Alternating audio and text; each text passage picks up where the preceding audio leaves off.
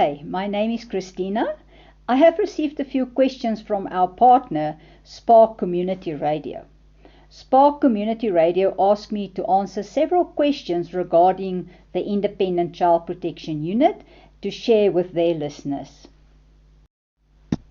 The first obvious question is to introduce myself to the listeners. Like I said, I am Christina Rowland. I am the founder of the Independent Child Protection Unit. I am also an advocate, a forensic nurse, a mediator, and a child protection specialist. The first question is, as the founder of the Independent Child Protection Unit, could you share with us what the ICPU is and what inspired you to establish it?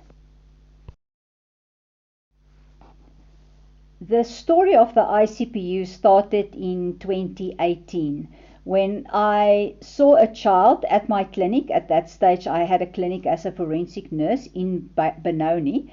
I saw a boy called Tabang.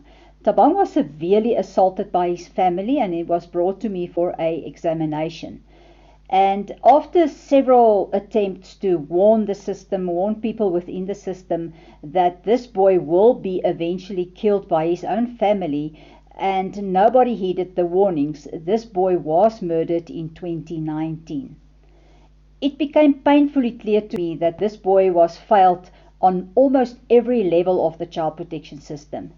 And even more alarming was that no one was going to be held accountable for their role in his demise. That realization drove me to act, and that was the realization that drove me to start the Independent Child Protection Unit.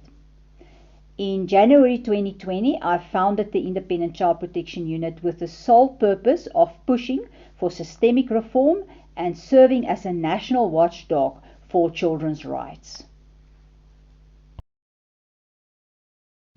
The second question I received was, when you say you are fighting to reform the child protection system, what do you mean? When I say reform, I mean changing the system that is severely fragmented, under-resourced, and often unaccountable. Too many children fall through the cracks because government departments and professionals work in silos, cases are mishandled, and there are no real consequences when children's rights are violated. At the ICPU, our fight is to hold the system accountable, to push for collaboration between sectors, and to advocate for laws and practices that put children's safety and dignity first.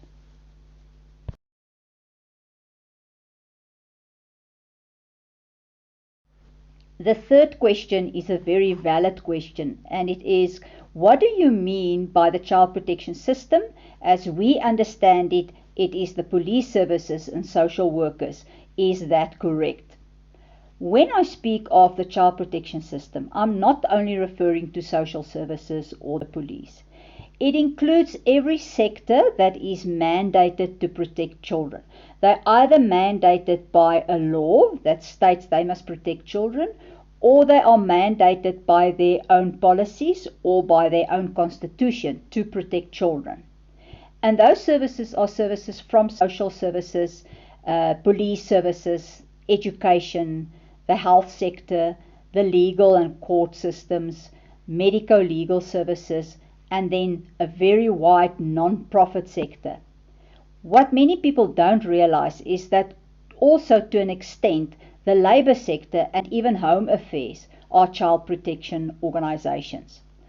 All of these sectors play a role, and when they fail to work together, children are the ones that suffer.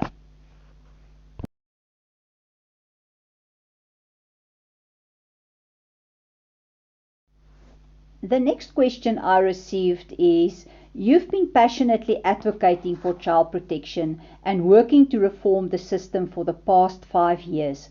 Why do you believe the current child protection system is failing? I've actually made a video that's available on our YouTube channel, the ICPU Media YouTube channel, which lays out with statistics the gross failures across every sector I've just mentioned before. But you don't even need to look at the numbers. The media alone shows the reality. Children are dying, are tortured, abused, and trafficked. Even in schools, many children are forced to accept bullying, abuse, and even substandard education as a norm. That is why at the ICPU we cannot keep up with all the calls we receive. From parents, communities, even professionals working inside the child protection system are begging for help to navigate the system that is deeply flawed and disempowered. That's why we needed a strategy, and we have one. But this strategy involves exposing the truth, and often exposing criminal activities and exposing those who exploit the child protection system itself to abuse, traffic, and exploit children. Of course, this doesn't make us very popular, but with the support of child protectors across the country, we can and we will bring urgent reform.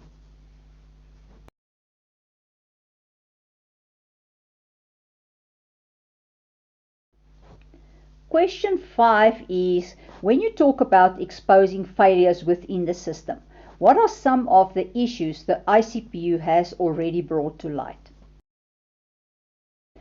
Well, since the launch of the case review unit in the beginning of this year, we've seen failures in every sector. But what concerns us most is how social welfare, in particular the Department of Social Development, is failing our children. We receive numerous complaints about children being removed from their parents without proper legal processes, only to be placed in children's home or foster home facilities that are either not legally registered or worse, exploiting and even abusing the very children they are meant to protect. When we report these concerns, both to the police and social services, they often fail to act, allowing the abuse to continue unchecked, or they act too late.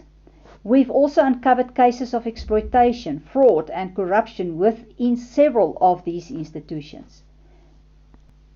Therefore, instead of accountability, we are too often met with resistance or even silenced by the very authorities tasked with the oversight of child protection services. Another question I received was, can you share with us an overview of the ICPU's strategy moving forward? Without giving away too much detail, I can share that we've embarked on 3 major projects that are already gaining ground on our way to see a national watchdog for children's rights established. The first is the creation of the ICPU's case review unit, which we launched at the start of this year, 2025. This unit is currently made up of volunteers from all the key child protection sectors, and it takes on cases where children have been failed by the system or children are at serious risk. Since January, we've received more than 50 cases on the East Rand alone. The demand is overwhelming, and because our team consists of senior professionals volunteering their time and their resources sometimes, it is not sustainable. That's why we're now working towards establishing a full-time team of specialists dedicated solely to the case review unit. Our second project, which we're very excited about, is the soon-to-be-launched ICPU Rapid Response Unit. This will operate under the guidance of the case review team and will be piloted on the East Rand. Its role will be to respond immediately to reports of children at risk, because so many children in South Africa are murdered or trafficked due to either no response or a very delayed action from the child protection sectors, specifically your welfare organizations and the police. And then finally, our ultimate project that we also want to launch very, very soon is the relaunch of our forensic clinic, which will not only train forensic nurses, but will provide quality and expert forensic medical examinations for child victims of sexual and physical abuse. Unfortunately, our efforts to engage Parliament and political leaders for the past 5 years have mostly been met with disregard and a lack of urgency. But we will not stop pressing forward, because children in South Africa cannot wait any longer.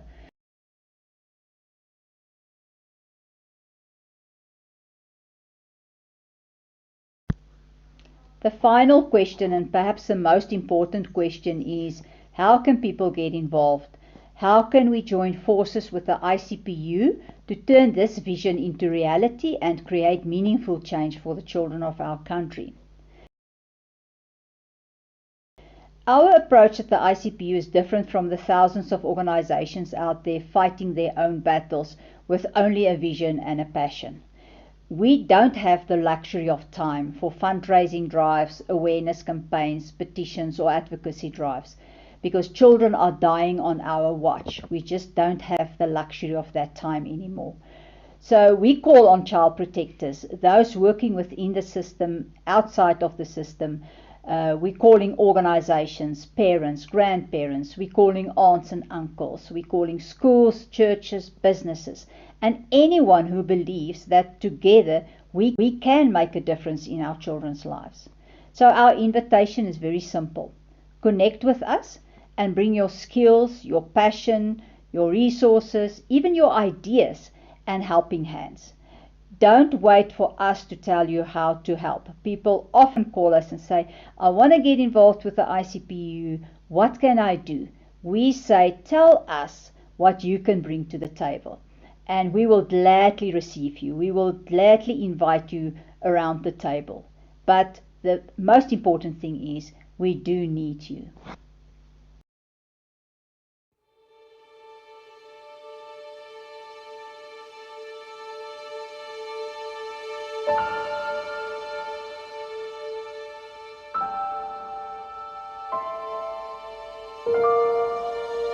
Every partnership with the ICPU is more than a donation, it's an endorsement of accountability, protection, and sustainable change for South Africa's children. Through Section 18A, your contribution qualifies for tax deduction benefits, while positioning your company as a visible supporter of ethical, results-driven child protection.